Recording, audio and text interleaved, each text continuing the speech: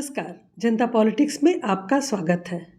क्या आप कल्पना कर सकते हैं कि हमास जैसे आतंकवादी संगठन का कोई व्यक्ति यह कहे कि इजराइल जो कर रहा है वह सही कर रहा है, या वो सार्वजनिक रूप से ऐलान करे कि हमास को समाप्त करना ही एकमात्र विकल्प है? क्या ऐसा संभव है? लेकिन 2-3 दिन पूर्व ही ऐसा ही कुछ हुआ। जी हाँ, आतंकी संगठन हमास की स्थापना करने वाले शेख हसन यूसुफ के सबसे बड़े बेटे मोसाब हसन यूसुफ ने 31 अक्टूबर को कहा कि वक्त आ गया है कि इस आतंकी संगठन के खिलाफ खड़ा हुआ जाए।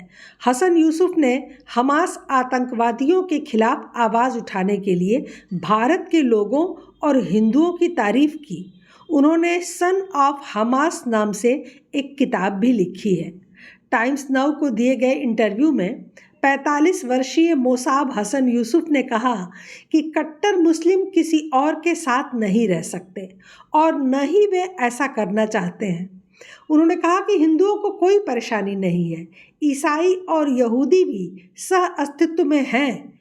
हिंसा केवल कट्टर मुस्लिमों की ओर से ही की जाती है। ऐसा क्यों है?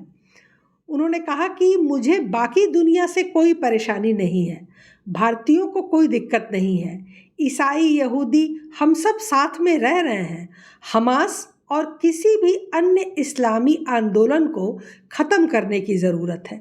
हमें इसे बहुत खुले तौर पे और स्पष्ट तरीके से कहना होगा, आतंकवाद स्वीकार नहीं है।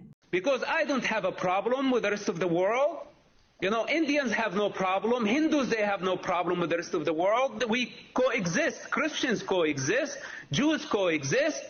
So why only it's coming from the Islamists all the time, this violence? Of course, there are extremists everywhere, but we see it on a much bigger scale coming from Islamists. And we have to say it clearly and loudly that this is rejected. I rejected myself. फिलिस्तीन के आतंकी संगठन Hamas से अलग होने के बाद Yusuf Israel की सिक्योरिटी एजेंसी शिन बेट के लिए भी जासूसी का काम कर चुके हैं। 2000 के दशक की शुरुआत में दूसरे विद्रोह के दौरान आतंकवादी हमलों को नाकाम करने और शिन बेट की मदद करने की उनकी कोशिशों के लिए उन्हें ग्रीन प्रिंस का खिताब दिया गया था। उन्हें हमास के फाउंडर शेख हसन यूसुफ ने छोड़ दिया था। शेख हसन को 60 अन्य हमास नेताओं के साथ बीते महीने अक्टूबर में वेस्ट बैंक में रेड के दौरान गिरफ्तार किया गया था। मोसाबा हसन यूसुफ ने खुलासा किया कि उन्होंने कट्टर इस्लामी विचारधारा को खारिज कर दिया और हिंसा को न कहने के लिए उन्हें लगभग मौत से गुजरना पड़ा है। उन्होंने कहा कि मेरे देश ने मुझसे किनारा कर लिया, मुझे शैतान करार दिया गया। ऐसा इसलिए है क्योंकि मैंने हिंसा, रक्तपात और आत्मघाती बम हमलों को ना कह दिया था। वे हर उस शख्स के साथ यही करते हैं जो उनके तरीके से अलग होता है। मैं दोनों पक्षों को जानता हूँ और इस हक के आधार पर मैं कहता हूँ कि हमें इजराइल के पीछे एकजुट होना होगा। यूसुफ ने यह भी कहा कि हमास की मानसिकता को ख़त्म करने की ज़रूरत है। यूसुफ ने कहा कि उन्हें यह बताने की ज़रूरत है कि ये ज़िंदगी जीने का तरीका नहीं है। उन्होंने क्रूरता भरे काम किए हैं। हम ऐसे समूह को स्वीकार नहीं करते जो इस्लामिक राज्य बनाने के लिए पूरी मानवता पर हावी होना और शासन करना चाहता है। धरती किसी एक मज़हब की नहीं है। यह हमास या कट्टर मुस्लिमों का नहीं है। उन्होंने बताया कि हमास स्वतंत्रता सेनानी नहीं है, जैसा कि कई लोग दावा कर रहे हैं। वे जोकरों का एक समूह है जो सबको इनकार करके जी रहा है। हमास का नागरिकों पर क्रूर हमले करने का एक लंबा इतिहास रहा है। इसी दौरान हमास फाउंडर के बेटे ने भगवान कृष्ण, गीता और उपनिषदों को मानने वाले भारतीयों और हिंदुओं से कट्टर इस्लामी विचारधारा के खिलाफ आवाज़ उठाने का आग्रह किया। उन्होंने कहा कि भारत में मेरी सेना, जो लोग कृष्ण और गीता और उपनिषदों को समझते हैं, उन्हें कमर कसने और दुनिया में इस अल्पसंख्यक समुदाय को दिखाने की ज़रूरत है कि कट्टर मुस्लिम स्वीकार्य नहीं है। जिस तरह से वे हिंसा फैलाते हैं और जिस तरह से वे अपना एजेंडा हासिल करना चाहते हैं वह स्वीकार्य नहीं है। भारतीयों को आगे बढ़ना चाहिए, हिंसा के रास्ते नहीं, लेकिन उन्हें दृढ़ रहना चाहिए और किसी भी तरह की इस्लामी दखलंदाजी को स्वीकार नहीं करना चाहिए। उन्होंने यह भी कहा कि हमास सिर्फ एक राजनीतिक आतंकवादी समूह नहीं है, यह एक मजहबी आतंकवादी समूह है। यूसुफ ने कहा कि अगर यह राजनीतिक समूह होता तो हम उन पर समझौता करने और समाधान निकालने और हिंसा छोड़ने के लिए पर्याप्त दबाव डाल सकते थे, लेकिन हमास झुक नहीं सकता क्योंकि वे मरना पसंद करते हैं, न कि अपनी विचारधारा को छोड़ना। वे खुद को जिहादी मानते हैं। उन्होंने आगे कहा कि हमास का एकमात्र मिशन इजराइल को नेस्तनाबूद करना है।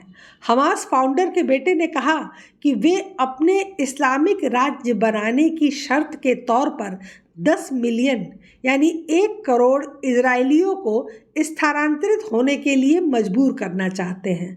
हम उन्हें वह नहीं दे सकते जो वे मांग रहे हैं। मोसाबा हसन यूसुफ ने इस दौरान ये भी खुलासा किया कि गाज़ा पट्टी में हमास के मौजूदा फ़िलिस्तीनी नेता याहया सिनवार अल शिफा अस्पताल के नीचे छिपे हुए हैं।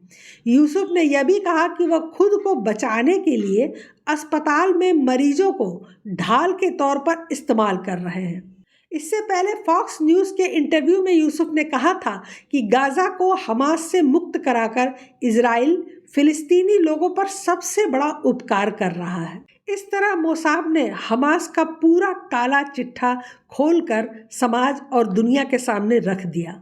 मोसाब हसन ने इस्लाम धर्म को छोड़कर ईसाई धर्म अपना लिया था। मोसाब ने दुनिया को आगाह करते हुए बताया कि उनके पिता का उद्देश्य यहूदियों को ख़त्म कर पूरी दुनिया में शरिया कानून की स्थापना करना है। मोसाब ने इजराइल के शिन बेट के लिए लंबे वक्त तक काम किया। वो 1997 से 2007 तक इजराइल के जासूस रहे।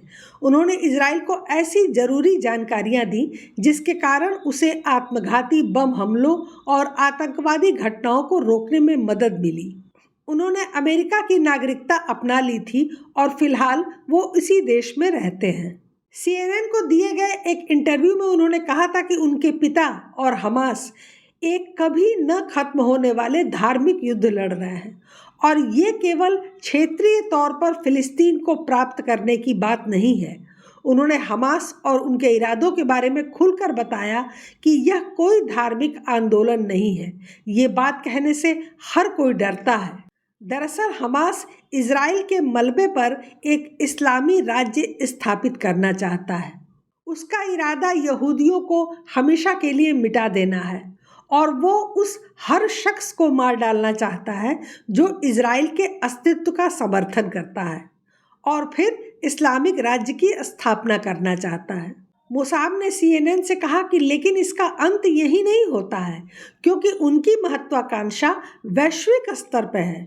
वो एक वैश्विक इस्लामिक राज्य की स्थापना करना चाहते हैं। वो पूरी दुनिया में इस्लाम को स्थापित करना चाहते हैं और हमास को जब भी वित्तीय मदद की ज़रूरत होती है वो इजराइल के साथ जंग छेड़ देता है। मोसाब कहते हैं कि इस जंग की शुरुआत इजराइल ने नहीं की, हमास ने जंग शुरू की है। हमास पैसे के लिए हजारों का खून बहा सकता है। वो हर कुछ साल में जंग शुरू कर देता है जब भी उसे पैसा चाहिए होता है। वो बच्चों का खून बहाते हैं और इसे रोकना ही होगा। इसे रोकना होगा, इसका अंत होना ही है, लेकिन दुर्भाग्य से इसकी कीमत सस्ती नहीं होगी। मुझे इजराइल के लिए बहुत दुख हो रहा है कि उन्हें गाज़ा में जाना पड़ा, जहां हर जगह बूबी ट्रैप्स हैं। मुझे नहीं पता कि हमास को ख़त्म करने के लिए कितने इजरायली सैनिकों को मरना होगा। मोसाब का कहना है कि हमास ISIS से ज़्यादा खतरनाक है। वो कहते हैं कि हमास के कारण फैले विभाजन और वैश्विक भ्रम को देखें। उसने अपनी क्रूरता और बर्बरता से किसी तरह हमें घुटनों पर ला दिया है। हमास एक धार्मिक आंदोलन है। ये इजराइल के खिलाफ एक उग्र धार्मिक आंदोलन है। मेन स्ट्रीम मीडिया ऐसा खुलकर नहीं कह सकता क्योंकि उसे धार्मिक युद्ध भड़कने का डर है। जो मैं बोल रहा हूँ वैसा पहले से ही है। वो यहूदी लोगों को मिटाना चाहते हैं क्योंकि वो यहूदी हैं, क्योंकि वो एक यहूदी देश है। मोसाद ने कहा कि हमें उन्हें बेनकाब करने की ज़रूरत है कि वो क्या हैं। वो कोई राष्ट्रीय आंदोलन में नहीं है, वो एक धार्मिक आंदोलन कर रहे हैं। वो किसी भी तरह की राजनीतिक सीमाओं में विश्वास नहीं करते। वो एक नस्ल के प्रति, एक देश के प्रति गहरी नफरत से ग्रसित हैं। उन्होंने आगे जोर देते हुए कहा कि इजराइल को गाज़ा में आतंकी समूह हमास को उखाड़ फेंकने के साथ ही उसके नेतृत्व को भी ख़त्म करने की ज़रूरत है।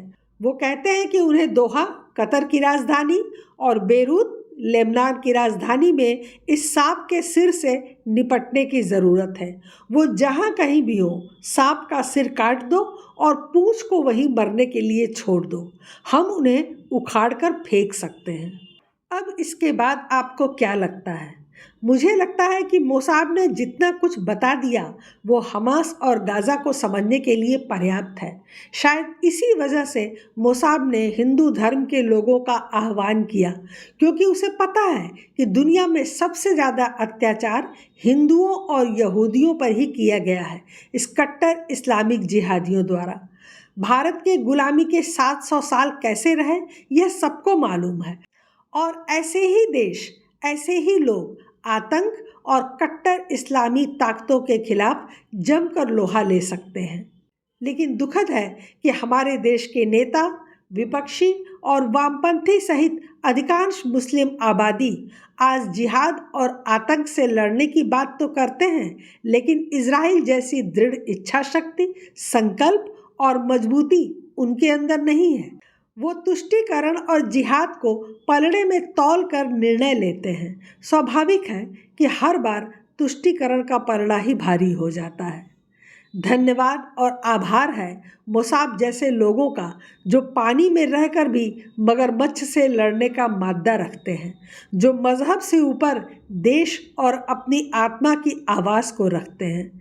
भारत के लोगों, विशेषकर मुस्लिम समुदाय को इनसे बहुत कुछ सीखने की ज़रूरत है।